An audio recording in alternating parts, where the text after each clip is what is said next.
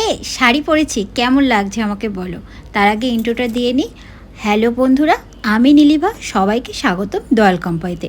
অনেকদিন পরে একটা নতুন ব্লগ নিয়ে চলে এলাম।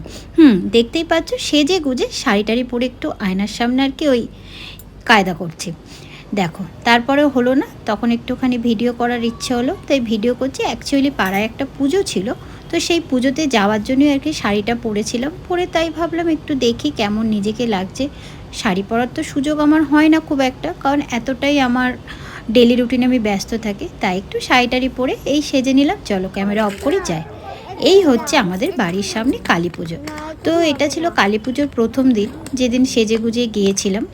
তো এখানে আজকে খাওয়া দাওয়ারও ব্যাপার ছিল, তো আমি বসেছিলাম। বসে বসে তো খুবই বোর লাগছিল। হ্যাঁ, তার আগে বলি, ভিডিওটা কিন্তু একটু দেরিতে, মানে একটু নয় অনেকটাই দেরিতে আপলোড করলাম, প্রায় বছরের শেষে। দেখো দিদাটা আমাকে দেখছে, আমি একটু সেজে গুজে আর কি ফটো তুলছিলাম, তো কি আর করা যাবে। তো ভালোই, দেখো ঠাকুরটা একটু নতুন মতো হয়েছে, পিছন দিকে লাইট জ্বলছে। আবার কালী ঠাকুরের পিছনে যে শিবটা আছে, শিবটাও বেশ বড় মতো মুখ করে একটু নতুনত্ব আনতে চেয়েছিল আর কি। খারাপ হয়নি, বেশ ভালোই লাগছিল। লোকজনও সেরকম একটা খুব ভিড় সেই মুহূর্তে ছিল না।